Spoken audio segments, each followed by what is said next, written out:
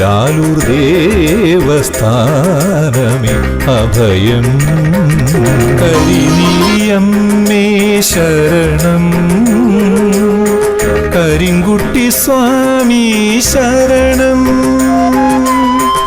വിഷ്ണുമായ സ്വാമി ശരണം, ലാലൂർ ദേവസ്ഥാനമേ അഭയം. അതല്ല, അത് വിഷ്ണുമായ, അതായത് ഞാനിവിടെ പറഞ്ഞിട്ടുണ്ട്, വീഡിയോകളൊക്കെ പറയാറുണ്ട്. ഇവിടെ നിങ്ങൾ എന്ത് പറഞ്ഞാലും എവിടെ പറഞ്ഞാലും, അതായത് ലോകത്തെ എല്ലാ വിഷ്ണുമായയുടെ അടുത്ത് പറഞ്ഞാലും, ഇപ്പൊ പേരെടുത്ത് പറയാൻ പാടില്ലാത്തതുകൊണ്ടാണ്, ഇവിടുത്തെ പ്രമുഖ ക്ഷേത്രങ്ങളൊക്കെ വിഷ്ണുമായാണ് ഇരിക്കുന്നത്. കരിങ്കുട്ടി സ്വാമി അങ്ങനെ എവിടെയും കാണാൻ സാധ്യതയില്ല. ഇനി ആരെങ്കിലുമൊക്കെ എന്നെ പോലെ ഒറ്റയ്ക്ക് ചെയ്തിരിക്കുന്നുണ്ടെങ്കിൽ മാത്രമേ ഉള്ളൂ. കരിങ്കുട്ടി സ്വാമീനെ ആരും അധികം വെച്ചാരാധിക്കുന്നില്ല എന്നാണ് അറിവ്. കുറവാണ്, വളരെ കുറവാണ്. അതുകൊണ്ടാണല്ലോ ഞാൻ അദ്ദേഹത്തിനെ എടുത്ത.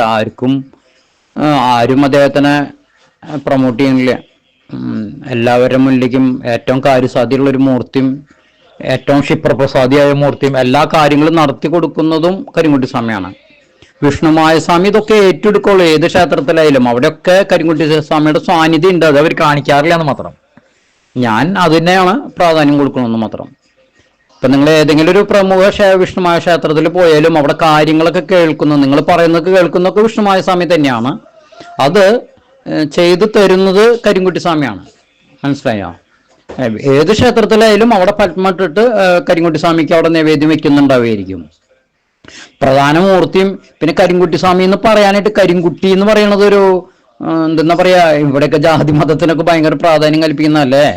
അവിടെ അതൊരു എന്തോ ഒരു മോശം പേര് പോലെയൊക്കെയാണ് പലർക്കും.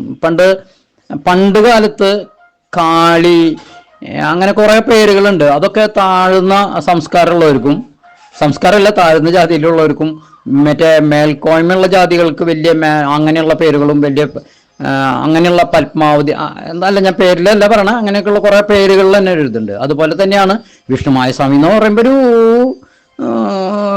ഒരു എന്താ പറയാ, അതും കരിങ്കുട്ടി സ്വാമി എന്ന് പറയാം. അപ്പൊ അതുകൊണ്ട് തന്നെ കരിങ്കുട്ടി സ്വാമിനെ ആദരിക്കുന്നവരൊക്കെ വളരെ കുറവാണ്. ആളെ പേടിയാണ്.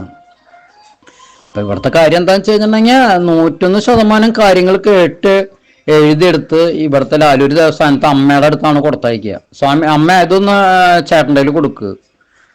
അപ്പൊ ചേട്ടന്റെ അടുത്ത് കൊടുക്കുന്നത് അമ്മയാണ്.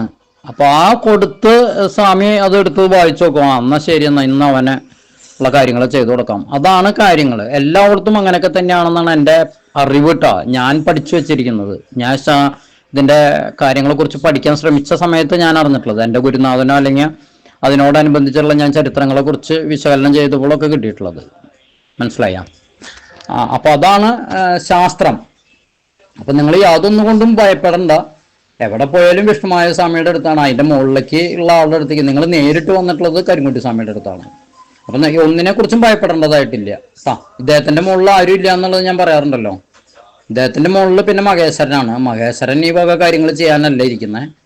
ഈ കാര്യങ്ങൾ മഹേശ്വരൻ ചെയ്യാൻ വേണ്ടിയിട്ടാണ് ഇവരെ ഭൂമിയിലേക്ക് അയച്ചിട്ടുള്ളത്. അതുപോലെ ഹനുമാൻ സ്വാമീനെ കേട്ടിട്ടില്ലേ? ഭയങ്കര ശക്തിയും ഭയങ്കര ഇതല്ലേ.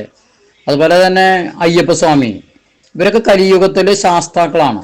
ശാസ്താക്കളെ ആ ഗണത്തിൽ പെട്ടിട്ടുള്ളവരാണ് ഇവരൊക്കെ. ഇവരൊക്കെ പെട്ടെന്ന് കാര്യങ്ങൾ നടത്തി തരുന്ന ആൾക്കാർ. ഇപ്പം മറ്റുള്ള ക്ഷേത്രങ്ങളിലൊക്കെ പോകുന്നുണ്ട്. 41 മണ്ഡലം കുളിച്ചൊരു നോമ്പ് നോറ്റ് ശാസ്താവിൻ്റെ അടുത്ത് പോയ ആൾക്കാർ ഗുണങ്ങൾ അറിയില്ലേ? അതൊക്കെ അതിൻ്റെതായ അതാണ്. അവര് ക്ഷിപ്രപ്രസാദികളാണ് ഈ ശാസ്താക്കളൊക്കെ. അവർക്ക് വേണ്ടതായിട്ടുള്ള കാര്യങ്ങളും ക്ഷിപ്രപ്രസാദം പോലെ തന്നെ അവർ ചെയ്ത് കഴിയുമ്പോൾ അതുപോലെ തന്നെ നമ്മളും അങ്ങോട്ട് ചെയ്യണം. അതാണ് പ്രാധാന്യം. 41 മണ്ഡലം കുളിച്ച് അങ്ങോട്ട് പോവാന്ന് പറഞ്ഞാൽ അങ്ങോട്ട് പോവുക തന്നെ വേണം. മറ്റുള്ള ക്ഷേത്രങ്ങളിലെ പോലെ അല്ല. അപ്പൊ അതൊക്കെ തന്നെയാണ് ഇവിടെയും.